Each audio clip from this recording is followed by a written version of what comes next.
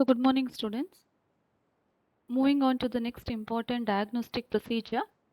Can you recognize the figure over here? What is this figure of? It is actually a figure.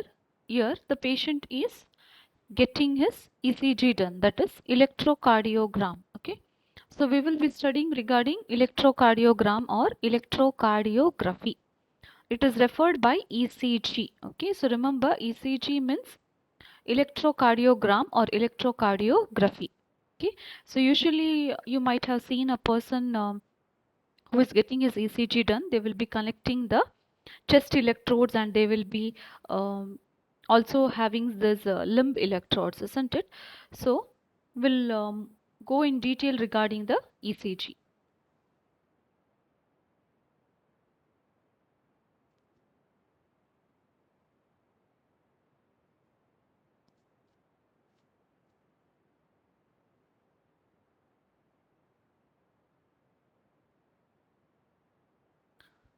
So electrocardiography, also called as electrocardiogram. It is actually a gold standard procedure that is done for the patients who are having cardiovascular disorders. Okay, so most of the time when you are suspecting cardiac problems, like a person is coming with a chest pain, okay, usually first we will recommend is ECG. Okay, they will do an ECG. So remember, if this topic comes for 2 marks or for 5 marks also, you have to write down the um, important things here, like definition, purposes, how to prepare the patient. Okay, then what and all problems can happen um, if you're not taking it correctly. Okay, how to take it correctly. Okay, those things you can write it when this procedure is asked, and even you can draw the graphical representation of the ECG. Okay, and some other things are there, like the chest electrodes and many other things. If it is easy, you find it easy, please to write for the exam. Okay, some other things like unipolar leads and all, which will come in the next slides, that may be a little difficult to understand or remember. Okay, in that case you can skip those things, but always don't forget to write down the nurse's responsibility. Okay, so those all things I have covered up here in the slides. Okay, so remember, ECG is a gold standard procedure for any cardiac disorder. Okay, so in simple terms we can tell that ECG is the electrical representation of the heart. Okay, or it is a electrical graphic representation of the heart, which is a method or procedure of mechanical activity of the heart. Which procedure records the mechanical activity of the heart? It is a echocardiogram. Okay, remember that mechanical activity of the heart is recorded by the echocardiogram, while the electrical activity of the heart is recorded by the ECG. Okay, even that you can write down as a definition. Okay, it is a process of recording the electrical activity of the heart. So this is a normal ECG wave. Okay, please remember the normal ECG wave. It has come for 2 marks. Okay, normal ECG itself they will ask for the exam.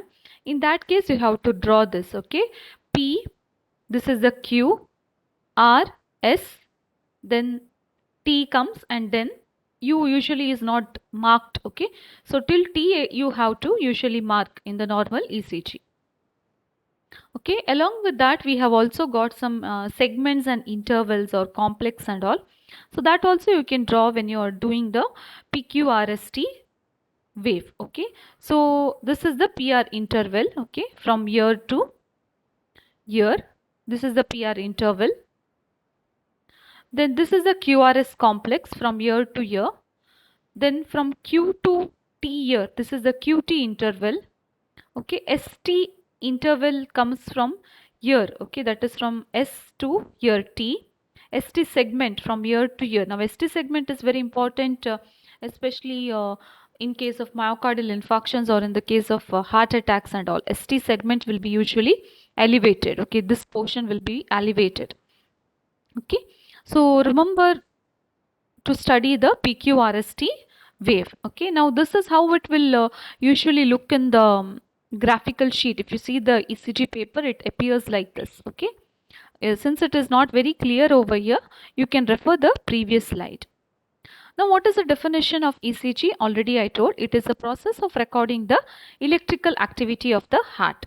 That is usually it records the electrical impulses which is generated as depolarization and repolarization of the myocardium or of the heart. Okay, so what is depolarization and repolarization? Usually when there is contraction and relaxation of the heart muscles, what happens is it will generate some electrical impulses. Okay, so that will be recorded in the ECG.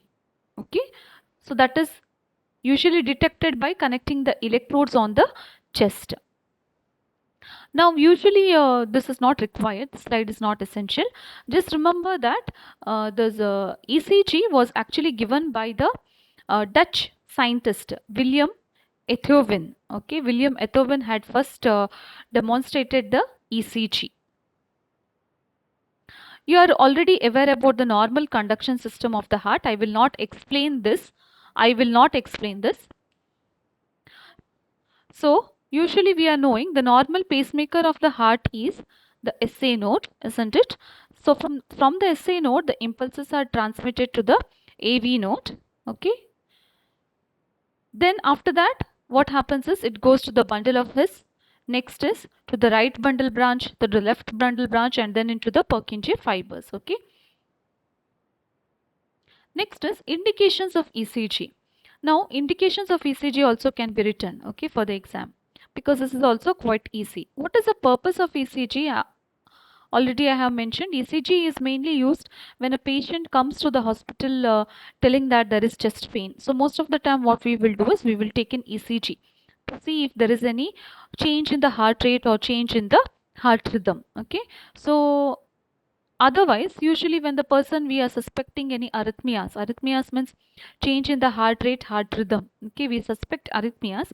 Usually we will go for the electrocardiogram. Or otherwise, when the person is having any electrolyte imbalances. Now, electrolyte imbalance, it could be hyperkalemia, hypernatremia, or hyponatremia and all. There can be changes in the ECG. Okay, already these topics are covered, fluid and electrolyte imbalance. Okay, so in fluid and electrolyte imbalances, what happens is it is going to affect the ECG as well. Okay, there can be a very tall T wave in case of hyperkalemia. Okay, so those things and all are usually detected in the ECG.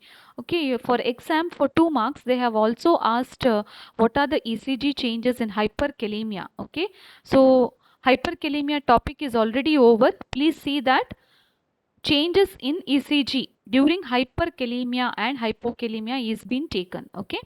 Next is in order to know if there is any conduction system abnormalities. Okay, already I told you what is a normal conduction system here. From SA node, AV node, then bundle of His, isn't it? Then to the right bundle branch, left bundle branch, then to the Purkinje fibers. So usually sometimes in some cardiac disorders, there can be delay in the conduction system. Okay, there will be delay in the conduction system. Okay, the pacing will not be there. In that case, what happens is we can perform an ECG. Okay, so when there is delay in the conduction system, it usually results in a disorder called as heart block or AV block. Okay, atrioventricular block, where the normal conduction system from SA node, AV node, bundle of His, that becomes very, very slow. Okay, so during that time also we usually do an ECG. Then, when you are suspecting CAD, ischemic heart disease, in that case also we perform an ECG. Sometimes it is also helpful to detect non-cardiac disorders, like if a person is having any embolism, that time also there can be changes in the ECG. Now, most of the time it is seen that ECG can be only read by a very skilled cardiologist. Okay, it is quite difficult to read the ECG, and a skilled person can only read the ECG. And one more thing you should remember is ECG is only a diagnostic tool. It is not at all a treatment. Nothing can be cured by ECG. Okay, remember that, because you are connecting so many leads on the patient's chest. You may think that patient is going to get better. No. Okay, it is only a diagnostic procedure. Okay, it will not give any sort of treatment. So this is a normal 12 lead ECG that we are usually using in the hospital. Okay, in previous days and all, the nurses itself used to collect this ECG leads and we used to take the ECG. But nowadays we have got ECG technicians. Okay, so ECG technicians will come to any ward whenever there is emergency or anything. They will come to the ward immediately and they will take the ECG of the patient. So these are the chest electrodes and these are the limb electrodes. This chest electrodes you will place it on the chest, while limb electrodes you are attaching to the limbs. Okay, and you also need a conducting jelly, isn't it? A gel will be applied prior. Now next is principle is not very much required here. You must know that because of the depolarization and the repolarization of the myocardium, it is going to produce some electrical impulses. Okay, so these electrical impulses are actually being picked up by the electrodes, and that you can see in the ECG machine. Okay, so remember the principle behind this ECG is there is depolarization and repolarization of the myocardium, that is contraction and relaxation of the myocardium. So during that electrical impulses are being produced. Okay, so these are transmitted or it is picked up by the electrodes which is placed on your chest. Okay, so that is called as an electrocardiograph. Okay, and it is seen in the ECG machine. Okay, that is in the graph sheet you can see the ECG. So here also you can see a patient. Okay, this is what I told you. This is the chest electrodes. Okay, and here on the right leg, left leg and everything you are placing the limb electrodes. Okay, and you can see how the patient is lying still here, isn't it? Now, how will you prepare the patient? What is the nurse's responsibility? Okay, particularly now we don't require to perform a preparation for the person before the ECG. Okay, there is no need to prepare the patient. It can be done as an emergency procedure also. Okay, only thing is explain the procedure to the patient, because patient can get panicked when you tell that you have to get the ECG done. Okay, so most of the time what you will do is in ICU, the cardiac monitor usually detects the ECG changes, isn't it? Because a person will be usually connected to a cardiac monitor. When you just see the cardiac monitor, not only BP, temperature, pulse is or oxygen saturation is seen in the cardiac monitor. You can also see the ECG. So normally we can see the ECG continuously in the cardiac monitor, but sometimes when the person is coming from some places and all, if they complain of chest pain or you're suspecting arrhythmias, you will take a ECG immediately. So when you take the ECG, you should always see that the electrodes are coming in good contact with the skin. Okay, if electrodes are getting dislodged, you will not get the correct reading in the ECG graph. Okay, and for the good contact between the skin and electrode, you have to use a gel. Okay, so a gel will be usually applied over the skin. Okay, then you will use the electrodes over the skin, that is for the easy attachment. Then always tell to the patient that he has to lie flat and should be relaxed. Okay, if they are moving this side that side, if they are restless, usually there can be changes in the waves. Okay, so again there can be difficulty to assess the problems in the patient. Next is, if the bystanders are nearby or someone is there, tell them not to touch the patient while you're taking the ECG. It is not like they're getting some shock or something. Okay, why we tell this? Because sometimes if they are moving this side that side and all, it can cause changes in the ECG. Okay, next is the client should be asked to remove the ornaments, especially like bangles are there, and if they are wearing long chains around their necks, that can affect the chest electrodes or the limb electrodes. Okay, they can come in contact with the electrodes. Okay, and that can alter the reading. So you have to ask the person to remove the ornaments. Now next we will see regarding the correct placement of the leads.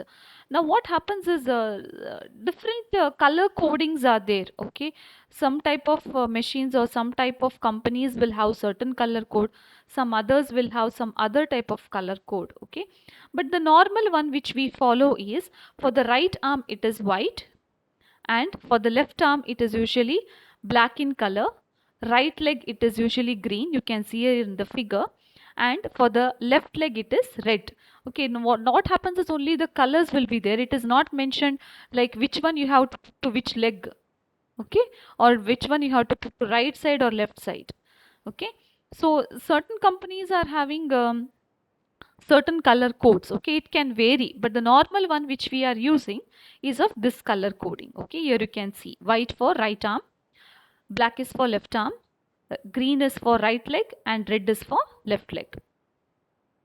Next is, this is an important one.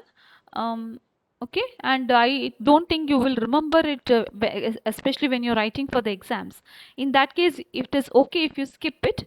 Okay, but at least remember about the chest electrodes, the placement of chest electrodes. Okay, so the normal ECG which we are taking in the hospital is the 12 lead ECG.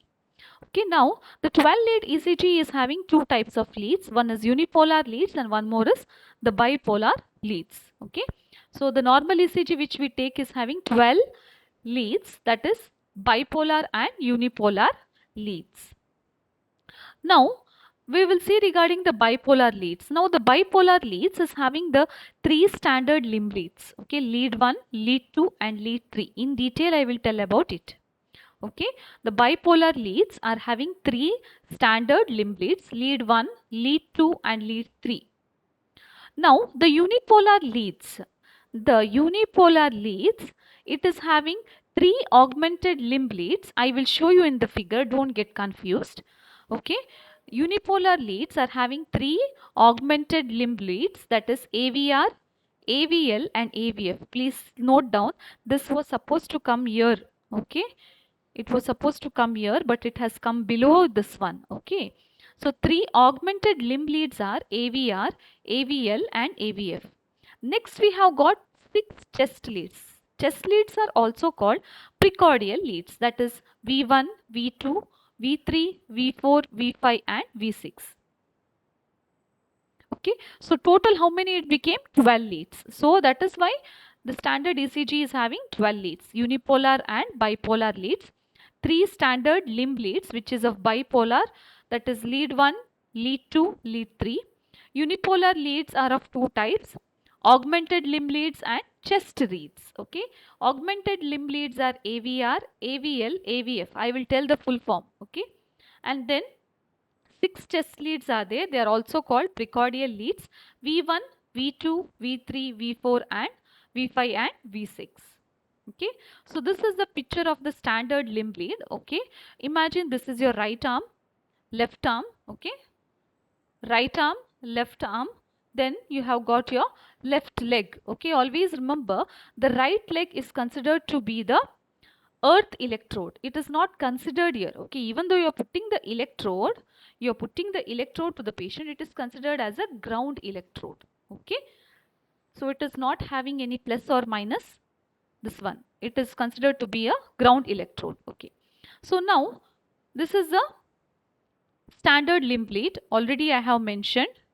Okay, we are discussing regarding the bipolar leads now. Okay, so bipolar leads are having three standard limb leads. Okay, so the standard limb leads are lead 1, lead 2 and lead 3, as here I have shown in the figure.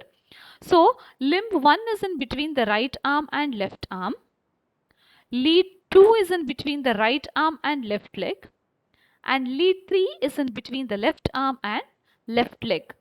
Right leg is just the ground electrode. Okay, it is not having any signals.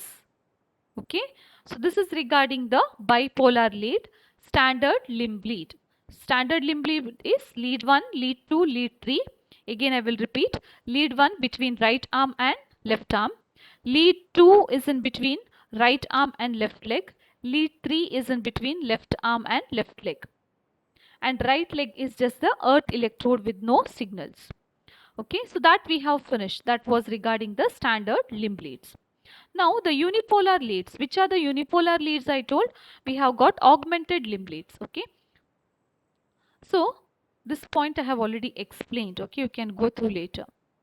So in augmented limb leads, I told we have got what? AVR, AVL and AVF.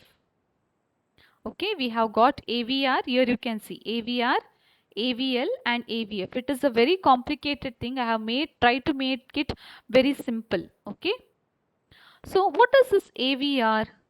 AVR means The full form is augmented voltage right. Okay. AVL full form is augmented voltage left. Here also you can see in the figure. And AVF means augmented voltage foot. Okay, augmented voltage foot. So that is a full form of AVR, AVL and AVF. Now I will tell you regarding this AVR, AVL and AVF.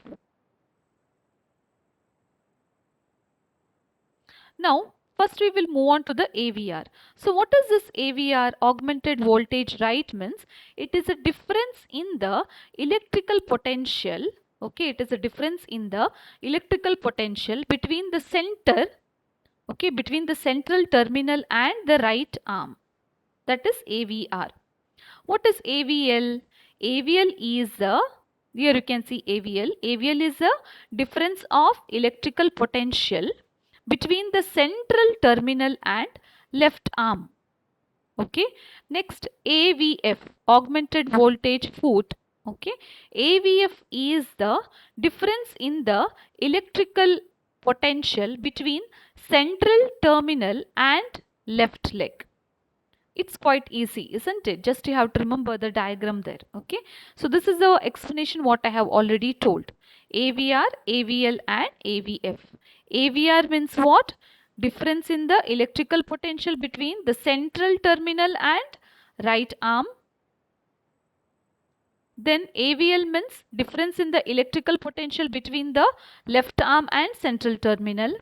And AVF is the difference in the electrical potential between the left leg and central terminal. Okay.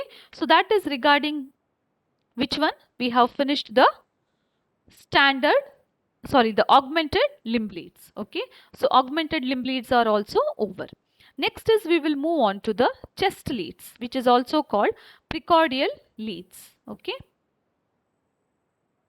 Now, chest leads or precordial leads is how you are applying the chest electrodes to the chest. We have got 6 electrodes, V1, V2, V3, V4, V5 and V6. So before I start this, you should be knowing what is a mid-clavicular line. So mid-clavicular line means, you know, this is your clavicle, and middle, if you are drawing an imaginary line, that is supposed to be the mid-clavicular line. Okay.